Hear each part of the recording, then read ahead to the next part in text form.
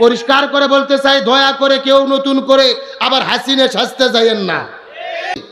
আমাদের বগুড়ার পাশে নাটোরে দেখলাম এক ব্যক্তি দাঁড়িপাল্লায় ভোট দেওয়ার কারণে তার বাড়িতে আগুন লাগিয়ে দেওয়া হয়েছে, ভাঙচুর করা হয়েছে, পুড়িয়ে ফেলা হয়েছে, তাকে আঘাত করে আহত করা হয়েছে।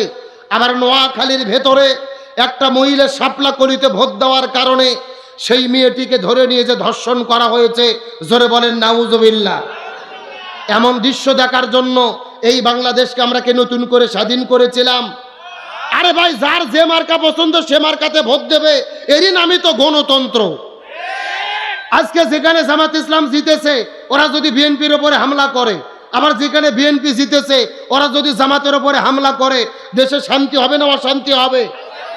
সুতরাং পরিষ্কার করে বলি, দলমত রাজনীতি থাকতেই পারে, তবে পাড়া প্রতিবেশীর সাথে শত্রুতা করে কেউ কাউকে হামলা করবেন না, কারো উপরে আক্রমণ করবেন না।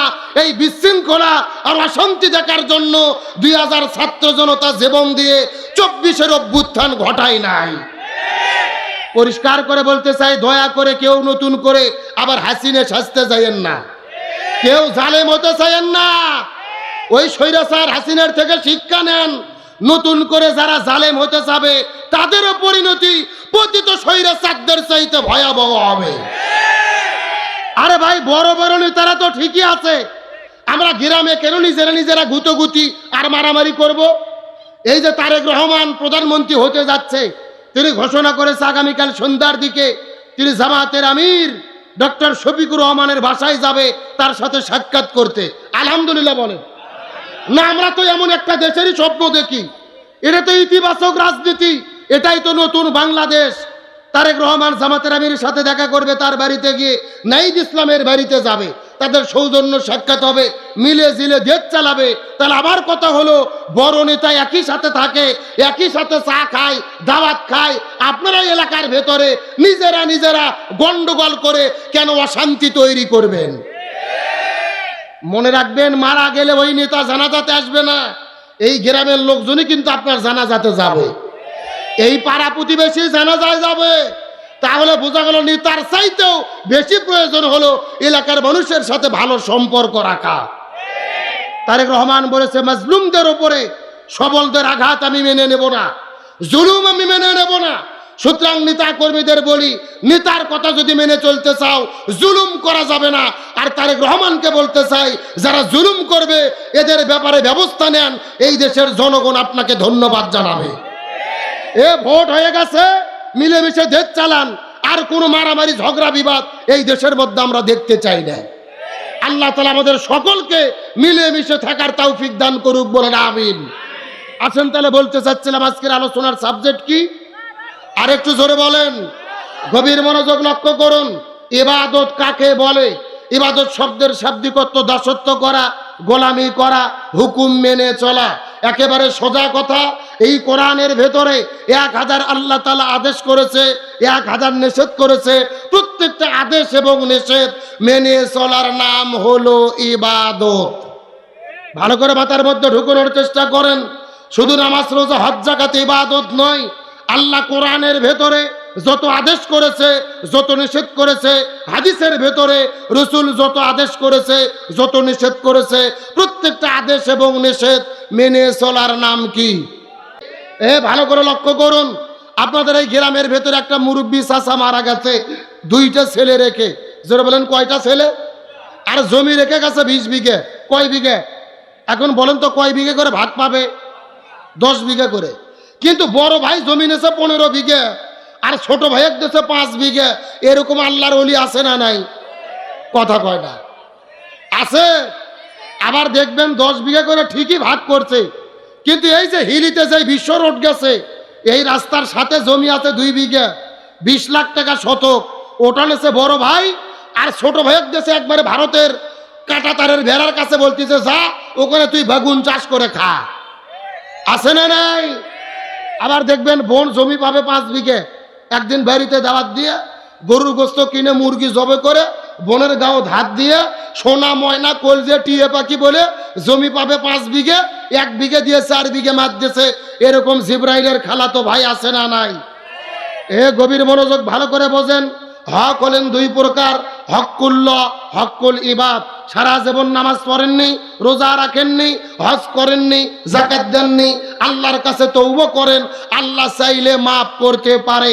কিন্তু আপনি বড় ভাই ছোট ভাইকে ঠকাইছেন, আপনার বোনকে ঠকাইছেন, ওই ভাই বোন যতক্ষণ ক্ষমা করবে না ততক্ষণ পর্যন্ত আপনি আল্লাহর জান্নাতে যেতে পারবেন না।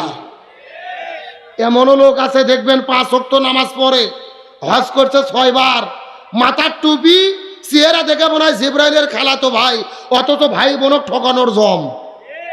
কথা কন না কে?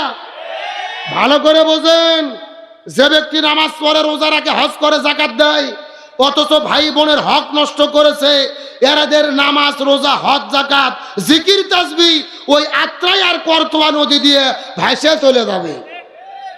আপনাদের গ্রামের ভেতরে এমনও লোক আছে চাকরি করে মাসে 50,000 টাকা বেতন পায়, অথবা এমনও লোক আছে ব্যবসা করে লক্ষ টাকা উপার্জন করে, প্রতি সন্ধ্যায় গরুর গোশত দিয়ে ভাত খায়, অত সেই গ্রামের ভেতরে এমনও গরিব মানুষ আছে 3 সন্ধ্যা খেতে পায় না, ওই লোকের খবর রাখে না। এমন লোক আছে না নাই? আপনি 3 সন্ধ্যা গরুর গোশত দিয়ে ভাত খান, অথচ আপনার গ্রামের ভেতরে একটা মানুষ না খেয়ে থাকে, আপনি খবর নিতে পারেন না। তার মানে বোঝা গেল আপনি সামাজিক ইবাদত পালন করতে পারেন নাই। আমার বন্ধুগণ, মুসলমান ভাইরা গভীর মনোযোগ লক্ষ্য করুন। কোন দিকে নজর নাই, কোন দিকে তাকাতাকি নাই। কোরআন হাদিসের আলোকে চুম্বক কিছু কথা বলার পরে আপনাদের মধ্য থেকে বিদায় নিয়ে চলে যাওয়ার চেষ্টা করব। জীবনের সবচাইতে গুরুত্বপূর্ণ সাবজেক্টে আলোচনা শুরু করলাম। ইবাদত হলো 5 প্রকার। 1 নম্বর ব্যক্তিগত ইবাদত, 2 নম্বর পারিবারিক ইবাদত, আর 3 নম্বর হলেন সামাজিক ইবাদত। এই সামাজিক ইবাদতের কত গুরুত্ব, এই বিষয়টা বোঝানোর জন্য ছোট্ট করে একটা দৃষ্টান্ত আপনাদের মধ্যে দিতে চাই। এই জমিনের ভেতরে এমন একজন আল্লাহর ওলি ছিলেন, এমন একটা বড় আলেম ছিলেন, যেই আলেমের নাম শোনে নাই এমন আলেম দুনিয়ার মধ্যে খুঁজে পাওয়া যাবে না, যার নাম হলেন হযরত আব্দুল্লাহ ইবনে মুবারক রহমতুল্লাহ আলাইহি। হযরত আব্দুল্লাহ ইবনে মুবারক রহমতুল্লাহ আলাইহি হজ করার জন্য তিনি নিয়াত করলেন, বাড়ি থেকে বের হবেন, হজ করার জন্য তিনি রওনা করবেন পরের দিন সকালবেলা। আগের দিনে সন্ধ্যার দিকে বাড়ির মধ্যে বসে থেকে যখন তিনি টাকা পয়সা সংগ্রহ করতেছিলেন, কাপড় চোপড় গোছানো শুরু করলেন, একটা ব্যাগের ভেতরে সবকিছু যখন তিনি রেডি করা শুরু করলেন, এমন সময় দেখা গেল আব্দুল্লাহ ইবনে মুবারকের একটা ছেলে ছিল। ওই ছেলেটা কান্না করে করে বাবার কাছে আসার পরে ডাকতে বলে, বাবা এই গ্রামের ভেতরে উমুক বাড়িতে গরুর গোশত রান্না করেছে। ওই গন্ধ শোনার পরে তাদের বাড়ির মধ্যে আমি গরুর গোশত খাওয়ার জন্য গিয়েছিলাম, কিন্তু তারা তো আমাকে গোশত খেতে দেয় নাই, বরং তাদের বাড়ি থেকে আমাকে গলা ধাক্কা দিয়ে বের করে দিয়েছে। হযরত আব্দুল্লাহ ইবনে মুবারকের মনে বড় কষ্ট লেগে গেল। আমি তো জীবনে কোনো মানুষকে কোনোদিন ঠকাই নাই, অথচ আমার ছোট্ট সন্তান আব্দুল্লাহকে কোন বাড়ির মধ্য থেকে গলা ধাক্কা দিয়ে বাড়ি থেকে বের করে দেওয়া হলো। আব্দুল্লাহ ইবনে মুবারক কথাটা শোনার পরে ওই ছোট্ট সন্তানটাকে হাতটা ধরার পরে দৌড়াইতে দৌড়াইতে ওই বাড়ির মধ্যে যখন ঢুকে গেল, ওই বাড়িতে যাওয়ার পরে ঘটে গেল আশ্চর্যজনক ঘটনা। লক্ষ্য করে দেখা গেল আব্দুল্লাহ ইবনে মুবারক ওই বাড়ির মধ্যে যখন প্রবেশ করেছে, লক্ষ্য করে দেখে ওই বাড়ির যেই মানুষটা মালিক ছিল, ওই মানুষটা চিৎকার করে বলে, আমার কপাল এত ভালো, মনে হচ্ছে আসমানের চাঁদ আমার বাড়ির মধ্যে প্রবেশ করেছে, মনে হচ্ছে আসমানের তারকা আমার বাড়ির মধ্যে প্রবেশ করেছে। এই রকম যখন প্রশংসা করা শুরু করেছে, আব্দুল্লাহ ইবনে মুবারক ডাক দিয়ে বলে, এ মানুষ তুমি ভালো করে বোঝার চেষ্টা করো, আমার প্রশংসা পরে করবে, আগে তোমার কাছে প্রশ্ন করি, বলো তো দেখি আমার সন্তানটাকে কেন তুমি গলা ধাক্কা দিয়ে বাড়ি থেকে বের করে দিয়েছো? তার কোনো বিপদ ছিল না, কোরআন বুঝেছে, তার কোনো বিপদ ছিল না। নিজে কোরআন অনুযায়ী আমল করেছে, তার কোনো বিপদ ছিল না। যখন আল্লামা সাঈদী বলেছেন জমিন যার আইন চলবে তার, আল কোরআনের আইন চাই, সৎ লোকের শাসন চাই, এই কথা বলার পরে যখন তিনি বলেছিলেন কোরআন শুধু পড়লে আর বুঝলে হবে না, কোরআন দিয়ে পুরো বাংলাদেশটা পরিচালনা করতে হবে, তখনই আল্লামা সাঈদীকে জেলে বন্দি করে, জেল থেকে বের করে হসপিটালে ভর্তি করে তার ইনজেকশনের সিরিজে বিষ ঢুকাইয়া পরিকল্পিতভাবে তাকে হত্যা করা হয়েছে। তার মানে বোঝা গেল কোরআনের 4টে হকের ভেতরেই প্রথম 3টে হক আদায় করলে কোনো বিপদ হয় না, কিন্তু 4 নম্বর হক আদায় করতে গেলে বিপদে পড়তে হয়। এখন আপনাদের জিজ্ঞেস করতে চাই, এই জয়পুরহাটের মুসলমান, আমরা কে কোরআনের সুপারিশ নিয়ে জান্নাতে যেতে চাই? জোরে বলেন, জান্নাতে যেতে চাই? তাহলে আজকের আলোচনার শুরুতে শপথ গ্রহণ করব, কোরআন পড়ব, কোরআন বুঝবো, কোরআন দিয়ে জীবন গড়ব। এই কোরআনের 4টে হক আদায় করার জন্য নিজেদের জীবনের সর্বোচ্চ বিলিয়ে দেব, তারপরে কোরআন ছাড়া হব না। কারা কারা রাজি আছেন? 2টি হাত আল্লাহকে তুলে দেখান। দেন একজন তাকবীর দেন দেখি।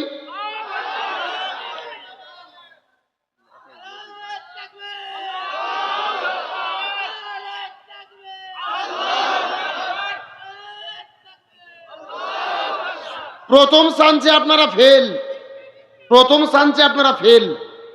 কে রে, হাজার হাজার মুসল্লি, তাকবীর দিতে কি আপনাদের ভয় লাগতেছে? কথা কয় না। আচ্ছা, আমার সাথে একটু কথা বলেন ভাই, আমি কিন্তু অন্য ধরনের বক্তা। আমি ওয়াজ করব আর আপনারা ঘুম পারবেন এই সুযোগ নাই। আমি যতক্ষণ ওয়াজ করব আমার সাথে আপনাদেরকে ওয়াজ করা লাগবে। রাজি আছেন? তাহলে কথা বলেন, তাকবীর দিতে কি ভয় লাগে, টেনশন লাগে?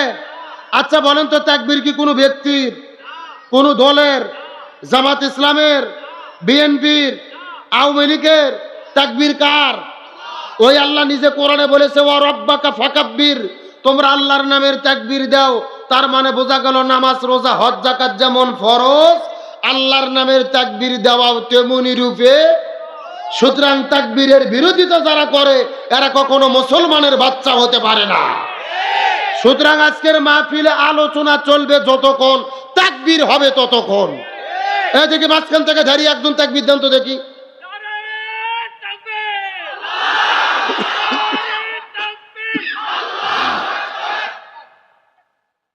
শেষ।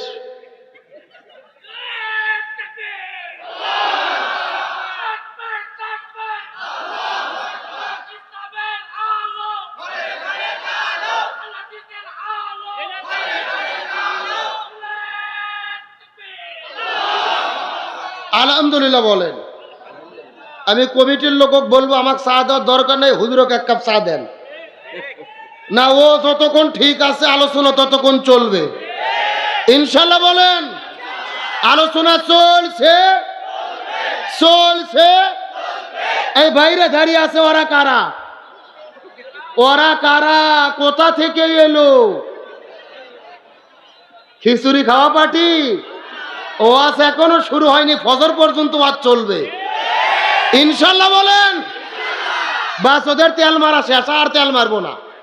ওদের ভালো লাগলে ভেতরে ঢুকবে না, ধরে দেখবে থাক। এখন আপনার যদি অনুমতি দেন আমি আলোচনা শুরু করতে চাই।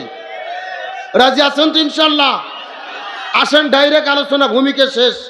আপনাদের জিজ্ঞেস করতে চাই, এই যে মাইকের মধ্যে আমি ওয়াজ করতেছি, এই মাইক যে বানাইছে, তৈরি করছে, এর পেছনে একটা উদ্দেশ্য আছে না নাই? আচ্ছা বলেন তো, উদ্দেশ্যটা কি? যেন কথাবার্তা সাউন্ড শোনা যায়। এই যে মাহফিলের চতুর্দিকে হাজারো লাইট আপনারা জ্বালাইছেন, বলেন তো এই লাইটগুলো যে বানানো হয়েছে এর পিছনে উদ্দেশ্যটা কি? যেন আলোতে দেখা যায়। এই যে আমরা 3 জন এখানে সোফার মধ্যে বসে আছি, ওইদিকে কিছু লোক চেয়ারে বসে আছে। এই সোফা এবং চেয়ারগুলো যে বানানো হয়েছে এর পেছনে উদ্দেশ্যটা কি? যেন বসা যায়। এই জমিনের ভিতরে আল্লাহ তাআলা 18,000 মাখলুকাত সৃষ্টি করেছেন।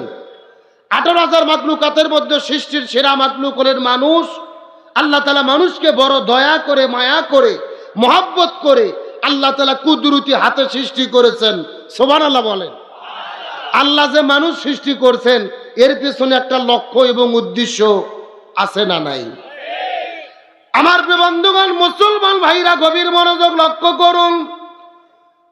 কোনো দিকে নজর নাই, কোনো দিকে তাকাতাকি নাই। কোরআন হাদিসের আলোকে চুম্বক কিছু কথা বলার পরে বিদায় নিয়ে চলে যাওয়ার চেষ্টা করব।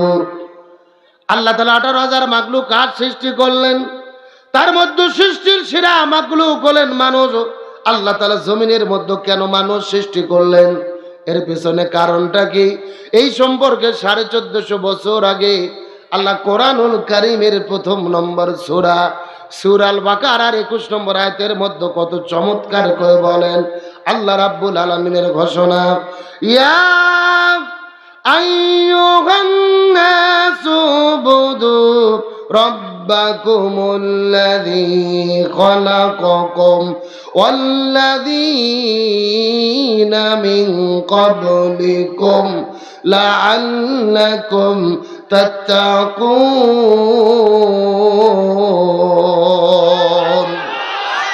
আল্লাহ রাব্বুল আলামিন বলে, হে পৃথিবীর মানুষেরা গভীর মনোযোগ লক্ষ্য করো।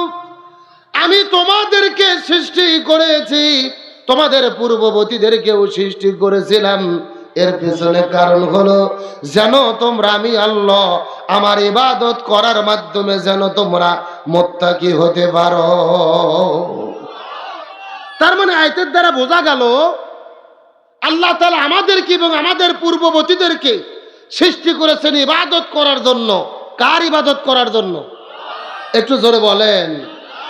আমার বন্ধুগণ, মুসলমান ভাইরা গভীর মনোযোগ লক্ষ্য করুন।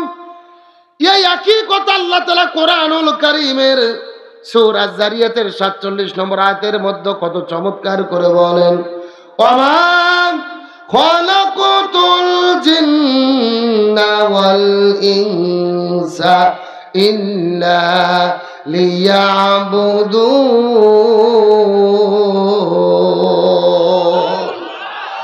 আল্লাহ বলতেছেন, আমি মানুষ এবং জিনকে এই জমিনের মধ্যে সৃষ্টি করেছি একমাত্র সবেমাত্র কেবলমাত্র আমার ইবাদত করার জন্য। সুবহানাল্লাহ বলেন। তাহলে এই আয়াতের দ্বারাও বোঝা গেল আল্লাহ আমাদের সৃষ্টি করছেন কি করার জন্য? একটু কথা বলেন, কি করার জন্য? আর আমরা যদি ইবাদত করি আমাদের পুরস্কার আছে না নাই? আমার বন্ধুগণ, মুসলমান ভাইরা গভীর মনোযোগ লক্ষ্য করুন। আমরা যদি ইবাদত করি আল্লাহ তাআলা কি পুরস্কার দেবেন, এই কথা আল্লাহ তাআলা কোরআনুল কারীমের মধ্যে কত চমৎকার করে বলেন, ইয়া আইয়াতুহান নাফসুল মুতমাইন্না ইরজিই ইলা রাব্বিকি রাদিয়াতাম মারদিয়া ফাদখুলি ফি ইবাদি ওয়াদখুলি জান্নাতি।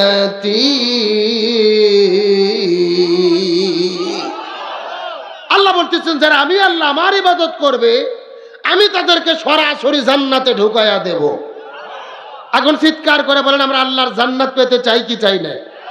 জান্নাত যদি পেতে চাই ইবাদত করতে হবে কার? বাস এতটুকু কথা বলার পরে আমরা আজকে আলোচনার সাবজেক্ট ঠিক করলাম। আজকের আলোচনার বিষয় বা সাবজেক্ট হলো ইবাদত। জোরে বলেন, কি বললাম? আরে ভাই, ওয়াজ শোনার আগে সাবজেক্ট ঠিক করা লাগবে। এই বাংলাদেশে ওয়াজ কম হয় না। এমনও বক্তা আছে 1 লাখ টাকা 1.5 লাখ টাকা দিয়ে ভাড়া করে হেলিকপ্টারে করে আনতে হয়। এমনও ওয়াজ করে কান্নাকাটি করে শুতে ধুয়ে চলে যায়। পরের দিনে চায়ের দোকানে গল্প হচ্ছে, এক চাচা আর এক চাচা বলতেছে, কেবা গতকাল ওয়াজ কেমন হলো? চাচা বলতেছে, ওয়াজ হয়েছে ফাটাফাটি। তখন জিজ্ঞেস করা হলো, গতকাল তো ফাটাফাটি ওয়াজ হইলো, তো কি বিষয়ে আলোচনা হয়েছে? তখন চাচা বলতেছে, তা তো মনে নাই। এমন শ্রোতা আছে না নাই? আপনি পরীক্ষা খুবই ভালো দিয়েছেন, রোল নম্বরও লেখেননি, আপনার নামও লেখেননি, পাস না ফেল। তার মানে বোঝা গেল ওয়াজ শোনার আগে যেহেতু লিখে দিয়েছেন তাফসীর মাহফিল, আগে বিষয় বা সাবজেক্ট ঠিক করতে হবে। তাহলে চিৎকার করে বলেন, আজকের আলোচনার বিষয় কি? ইবাদত। জোরে বলেন, আলোচনার বিষয় কি? জীবনের সবচেয়ে গুরুত্বপূর্ণ সাবজেক্ট। এই আলোচনা শোনার জন্য মিনিট 30 সময়কে আপনারা দিতে রাজি আছেন? শেষ পর্যন্ত থাকবেন তো ইনশাআল্লাহ? দেখি থাকবেন না কারা কারা, একটু হাত তোলেন। হ্যাঁ, এইবার বোঝা গেল আপনার কয় নম্বর শ্রোতা। আচ্ছা, সত্য সত্য শেষ পর্যন্ত থেকে আখেরি মোনাজাত করে কারা কারা যেতে চান একটু টান টান করে হাত তোলেন তো দেখি। লিল্লাহে তাকবীর। এ সাউন্ড হয় না, টান টান কুরান দেখি। এ মুরব্বি মুরব্বি মুরব্বি হাত উঠান। এই ছেলে হাত উঠান দেখে, সবাই একটু গলা কাকার দান তো দেখে। হ্যাঁ, লিল্লাহে তাকবীর। আল কোরআনের আলো, আল হাদিসের আলো, দুনিয়ার মুসলিম ইসলামের শত্রুরা লিল্লাহে তাকবীর। আলহামদুলিল্লাহ বলেন। আপনারা সবাই কিন্তু হাত তুলে ওয়াদা করলেন শেষ পর্যন্ত থাকবেন। এখন না থাকে যদি উঠে চলে যান, ওয়াদা ভঙ্গ করা কিসের লক্ষণ? আপনারা কি মুনাফিক হতে চান? মুনাফিক হতে চান কি চান না, এটা মোনাজাতের আগে বোঝা যাবে। জোরে বলেন কিসের আগে? আল্লাহ তাআলা শেষ পর্যন্ত থাকার মতো আমাদেরকে তৌফিক দান করুক। সকলে বলেন আমিন। আরো জোরে বলেন আমিন। তখন চিৎকার করে বলেন এটা কিসের মাহফিল? আরো জোরে বলেন। এই মাহফিলে সকল দলের লোক আছে না নাই? আরো জোরে বলেন। এই মাহফিলে বিএনপির লোক আছে না নাই? জামাত ইসলামের লোক আছে না নাই? আগে গত 16 বছর আওয়ামী লীগ করছে, এইরকমও 2-4 জন লোক আছে না নাই? যেহেতু কোরআনের মাহফিল, সব দলের লোক এখানে থাকবে, তার কারণে এটা কোনো দলীয় মাহফিল নয়, এটা আল্লাহর কোরআনের মাহফিল। আমরা পরিষ্কার করে বলতে চাই, দল মত রাজনীতি বুঝি না, আমরা সকলে মিলে মিশে এই এলাকাতে আমরা বসবাস করতে চাই। আমরা কি কোনো অশান্তি চাই? কোনো মারামারি চাই? কিন্তু দুঃখের বিষয় হলো, একদিন আগে জাতীয় নির্বাচন হয়ে গেল, বিভিন্ন জায়গায় দেখা যাচ্ছে যারা নির্বাচনে জিতেছে হেরেছে, পারস্পরিক সংঘর্ষ চলতেছে। আমাদের বগুড়ার পাশে নাটোরে দেখলাম এক ব্যক্তি দাঁড়িপাল্লায় ভোট দেওয়ার কারণে তার বাড়িতে আগুন লাগিয়ে দেওয়া হয়েছে, ভাঙচুর করা হয়েছে, পুড়িয়ে ফেলা হয়েছে, তাকে আঘাত করে আহত করা হয়েছে। আবার নোয়াখালীর ভেতরে একটা মহিলা শাপলা কলিতে ভোট দেওয়ার কারণে সেই মেয়েটিকে ধরে নিয়ে যে ধর্ষণ করা হয়েছে। জোরে বলেন নাউজুবিল্লাহ। এমন দৃশ্য দেখার জন্য এই বাংলাদেশকে আমরা কি নতুন করে স্বাধীন করেছিলাম? আরে ভাই, যার যে মার্কা পছন্দ সে মার্কাতে ভোট দেবে, এরই নামই তো গণতন্ত্র। আজকে যেখানে জামাত ইসলাম জিতেছে, ওরা যদি বিএনপির উপরে হামলা করে, আবার যেখানে বিএনপি জিতেছে ওরা যদি জামাতের উপরে হামলা করে, দেশে শান্তি হবে না অশান্তি হবে? সুতরাং পরিষ্কার করে বলি, দলমত রাজনীতি থাকতেই পারে, তবে পাড়া প্রতিবেশীর সাথে শত্রুতা করে কেউ কাউকে হামলা করবেন না, কারো উপরে আক্রমণ করবেন না। এই বিশৃঙ্খলা আর অশান্তি দেখার জন্য 2000 ছাত্র জনতা জীবন দিয়ে 24-এর অভ্যুত্থান ঘটায় নাই।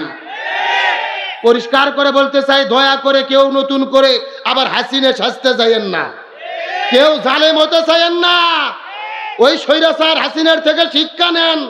নতুন করে যারা জালেম হতে যাবে তাদেরও পরিণতি পতিত স্বৈরাচারদের চাইতে ভয়াবহ হবে। আরে ভাই, বড় বড় নেতারা তো ঠিকই আছে, আমরা গ্রামে কেন নিজেরা গুতোগুতি আর মারামারি করব? এই যে তারেক রহমান প্রধানমন্ত্রী হতে যাচ্ছে, তিনি ঘোষণা করেছে আগামীকাল সন্ধ্যার দিকে তিনি জামাতের আমির ডক্টর শফিকুর রহমানের বাসায় যাবে তার সাথে সাক্ষাৎ করতে। আলহামদুলিল্লাহ বলেন না? আমরা তো এমন একটা দেশেরই স্বপ্ন দেখি। এটা তো ইতিবাচক রাজনীতি, এটাই তো নতুন বাংলাদেশ। তারেক রহমান জামাতের আমিরের সাথে দেখা করবে, তার বাড়িতে গিয়ে নাঈদ ইসলামের বাড়িতে যাবে, তাদের সৌজন্য সাক্ষাৎ হবে, মিলে জিলে দেশ চালাবে। তাহলে আবার কথা হলো, বড় নেতা একই সাথে থাকে, একই সাথে চা খায়, দাওয়াত খায়, আপনারা এলাকার ভেতরে নিজেরা গন্ডগোল করে কেন অশান্তি তৈরি করবেন? মনে রাখবেন, মারা গেলে ওই নেতা জানাজাতে আসবে না, এই গ্রামের লোকজনই কিন্তু আপনার জানাজাতে যাবে, এই পাড়া প্রতিবেশী জানাজায় যাবে। তাহলে বোঝা গেল নেতার চাইতেও বেশি প্রয়োজন হলো এলাকার মানুষের সাথে ভালো সম্পর্ক রাখা। তারেক রহমান বলেছে, মাজলুমদের উপরে সবলদের আঘাত আমি মেনে নেব না, জুলুম আমি মেনে নেব না। সুতরাং নেতা কর্মীদের বলি, নেতার কথা যদি মেনে চলতে চাও জুলুম করা যাবে না। আর তারেক রহমানকে বলতে চাই, যারা জুলুম করবে এদের ব্যাপারে ব্যবস্থা নেন, এই দেশের জনগণ আপনাকে ধন্যবাদ জানাবে। এ ভোট হয়ে গেছে, মিলেমিশে দেশ চালান, আর কোনো মারামারি ঝগড়া বিবাদ এই দেশের মধ্যে আমরা দেখতে চাই না। আল্লাহ তাআলা আমাদের সকলকে মিলেমিশে থাকার তৌফিক দান করুক, বলেন আমিন। আসেন তাহলে বলতে চাচ্ছিলাম আজকের আলোচনার সাবজেক্ট কি, আর একটু জোরে বলেন। গভীর মনোযোগ লক্ষ্য করুন। ইবাদত কাকে বলে? ইবাদত শব্দের শাব্দিক অর্থ দাসত্ব করা, গোলামি করা, হুকুম মেনে চলা। একেবারে সোজা কথা, এই কোরআনের ভেতরে 1000 আল্লাহ তাআলা আদেশ করেছে, 1000 নিষেধ করেছে। প্রত্যেকটা আদেশ এবং নিষেধ মেনে চলার নাম হলো ইবাদত। ভালো করে মাথার মধ্যে ঢুকানোর চেষ্টা করেন। শুধু নামাজ, রোজা, হজ, যাকাত ইবাদত নয়। আল্লাহ কোরআনের ভেতরে যত আদেশ করেছে, যত নিষেধ করেছে, হাদিসের ভেতরে রাসূল যত আদেশ করেছে, যত নিষেধ করেছে, প্রত্যেকটা আদেশ এবং নিষেধ মেনে চলার নাম কি? লক্ষ্য করে বোঝার চেষ্টা করেন। ইবাদত প্রধানত 5 প্রকার। জোরে বলেন কত প্রকার? 1 নম্বর ব্যক্তিগত ইবাদত, 2 নম্বর পারিবারিক ইবাদত, 3 নম্বর সামাজিক ইবাদত, 4 নম্বর রাজনৈতিক ইবাদত, 5 নম্বর অর্থনৈতিক ইবাদত। চিৎকার করে বলতে হবে ইবাদত কত প্রকার। গভীর মনোযোগ লক্ষ্য করুন। 1 নম্বর হলো ব্যক্তিগত ইবাদত। ব্যক্তিগত ইবাদত কাকে বলে? আল্লাহর কোরআন বলেছেন আকিমুস সালাহ ওয়া আতুজ যাকাত, নামাজ কায়েম করো, যাকাত প্রদান করো। আল্লাহর কোরআন বলেছেন ওয়ালিল্লাহি আলান নাসি হিজ্জুল বাইত, যদি তোমাদের সামর্থ্য থাকে হজ করো। আল্লাহর কোরআন বলেছেন কুতিবা আলাইকুমুস সিয়াম, রমজান মাসে রোজা ফরজ করলাম, রোজা রাখো। এই যে নামাজ, রোজা, হজ, যাকাত, জিকির, তাসবিহ, এগুলোর নাম হলো ব্যক্তিগত ইবাদত। আমি কি আপনাদের বুঝাতে পেরেছি? মানে আল্লাহর সন্তুষ্টির জন্য আমরা ব্যক্তিগতভাবে যেই ইবাদতগুলো করে থাকি, এর নাম কি? ব্যক্তিগত ইবাদত। 2 নম্বর হলেন পারিবারিক ইবাদত। এখন মনে প্রশ্ন জাগতে পারে, হুজুর পরিবারের ভেতরে আবার ইবাদত ঢুকলো কেমনে? গভীর মনোযোগ লক্ষ্য করুন। পরিবারের যত সদস্য আছে কেউ কারো হক নষ্ট করবে না। সন্তান পিতামাতার খেদমত করবে, পিতামাতার সঙ্গে ভালো ব্যবহার করবে, পিতামাতার সন্তানকে দ্বীনের ওপরে লালন পালন করবে, স্ত্রী স্বামীর কথা মতো জীবন চালাবে, স্বামী স্ত্রীর হক আদায় করবে, বড় ভাই ছোট ভাইকে স্নেহ করবে, ছোট ভাইকে বড় ভাইকে শ্রদ্ধা করবে। পরিবারে যত সদস্য আছে কেউ কারো হক নষ্ট করবে না, একে অপরের হক আদায় করবে। এরই নাম হলো পারিবারিক ইবাদত। আমি কি আপনাদের বুঝাতে পেরেছি? ভালো করে লক্ষ্য করুন। আপনাদের এই গ্রামের ভেতরে একটা মুরব্বী চাচা মারা গেছে, 2টা ছেলে রেখে। জোরে বলেন কয়টা ছেলে? আর জমি রেখে গেছে 20 বিঘে। কয় বিঘে? এখন বলেন তো কয় বিঘে করে ভাগ পাবে? 10 বিঘে করে। কিন্তু বড় ভাই জমি নেছে 15 বিঘে, আর ছোট ভাইয়ের দেশে 5 বিঘে। এরকম আল্লাহর ওলি আছে না নাই? কথা কয় না? আছে। আবার দেখবেন 10 বিঘা করে ঠিকই ভাগ করছে, কিন্তু এই যে হিলিতে যে বিশ্ব রোড গেছে, এই রাস্তার সাথে জমি আছে 2 বিঘা, 20 লাখ টাকা শতক। ওটা নেছে বড় ভাই, আর ছোট ভাইয়ের দেশে একবারে ভারতের কাঁটাতারের ভেড়ার কাছে বলতেছে যা ওখানে তুই বেগুন চাষ করে খা। আছে না নাই? আবার দেখবেন বোন জমি পাবে 5 বিঘে। একদিন বাড়িতে দাওয়াত দিয়ে গরুর গোস্ত কিনে মুরগি জবে করে বোনের গাও ধার দিয়ে সোনা ময়না কলজে টিয়ে পাখি বলে জমি পাবে 5 বিঘে, 1 বিঘে দিয়ে 4 বিঘে মার দিয়েছে। এরকম জিব্রাইলের খালাতো ভাই আছে না নাই? গভীর মনোযোগ ভালো করে বোঝেন। হক হলেন 2 প্রকার, হকুল্লাহ, হকুল ইবাদ। সারা জীবন নামাজ পড়েননি, রোজা রাখেননি, হজ করেননি, যাকাত দেননি, আল্লাহর কাছে তওবা করেন, আল্লাহ চাইলে মাফ করতে পারে। কিন্তু আপনি বড় ভাই ছোট ভাইকে ঠকাইছেন, আপনার বোনকে ঠকাইছেন, ওই ভাই বোন যতক্ষণ ক্ষমা করবে না ততক্ষণ পর্যন্ত আপনি আল্লাহর জান্নাতে যেতে পারবেন না। এমনও লোক আছে দেখবেন 5 ওয়াক্ত নামাজ পড়ে, হজ করছে 6 বার, মাথার টুপি, চেহারা দেখে মনে হয় জিব্রাইলের খালাতো ভাই, অথচ ভাই বোনক ঠকানোর জম। কথা কন না কে? ভালো করে বোঝেন।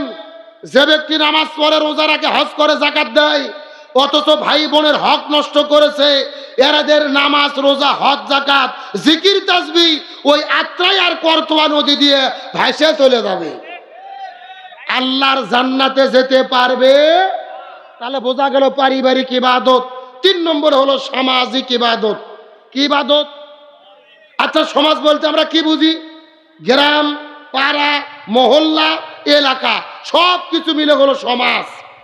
আপনাদের গ্রামের ভেতরে এমনও লোক আছে চাকরি করে মাসে 50,000 টাকা বেতন পায়, অথবা এমনও লোক আছে ব্যবসা করে লক্ষ টাকা উপার্জন করে, প্রতি সন্ধ্যায় গরুর গোশত দিয়ে ভাত খায়। অত সেই গ্রামের ভেতরে এমনও গরিব মানুষ আছে 3 সন্ধ্যা খেতে পায় না, ওই লোকের খবর রাখে না। এমন লোক আছে না নাই? আপনি 3 সন্ধ্যা গরুর গোশত দিয়ে ভাত খান, অথচ আপনার গ্রামের ভেতরে একটা মানুষ না খেয়ে থাকে, আপনি খবর নিতে পারেন না। তার মানে বোঝা গেল আপনি সামাজিক ইবাদত পালন করতে পারেন নাই। আমার বন্ধুগণ, মুসলমান ভাইরা গভীর মনোযোগ লক্ষ্য করুন। কোন দিকে নজর নাই, কোনো দিকে তাকাতাকি নাই। কোরআন হাদিসের আলোকে চুম্বক কিছু কথা বলার পরে আপনাদের মধ্য থেকে বিদায় নিয়ে চলে যাওয়ার চেষ্টা করব। জীবনের সবচাইতে গুরুত্বপূর্ণ সাবজেক্টে আলোচনা শুরু করলাম। ইবাদত হলো 5 প্রকার। 1 নম্বর ব্যক্তিগত ইবাদত, 2 নম্বর পারিবারিক ইবাদত, আর 3 নম্বর হলেন সামাজিক ইবাদত। এই সামাজিক ইবাদতের কত গুরুত্ব, এই বিষয়টা বোঝানোর জন্য ছোট্ট করে একটা দৃষ্টান্ত আপনাদের মধ্যে দিতে চাই। এই জমিনের ভেতরে এমন একজন আল্লাহর ওলি ছিলেন, এমন একটা বড় আলেম ছিলেন, যেই আলেমের নাম শোনে নাই এমন আলেম দুনিয়ার মধ্যে খুঁজে পাওয়া যাবে না, যার নাম হলেন হযরত আব্দুল্লাহ ইবনে মুবারক রহমতুল্লাহ আলাইহি। হযরত আব্দুল্লাহ ইবনে মুবারক রহমতুল্লাহ আলাইহি হজ করার জন্য তিনি নিয়াত করলেন, বাড়ি থেকে বের হবেন, হজ করার জন্য তিনি রওনা করবেন পরের দিন সকালবেলা। আগের দিনে সন্ধ্যার দিকে বাড়ির মধ্যে বসে থেকে যখন তিনি টাকা পয়সা সংগ্রহ করতেছিলেন, কাপড় চোপড় গোছানো শুরু করলেন, একটা ব্যাগের ভেতরে সবকিছু যখন তিনি রেডি করা শুরু করলেন, এমন সময় দেখা গেল আব্দুল্লাহ ইবনে মুবারকের একটা ছেলে ছিল।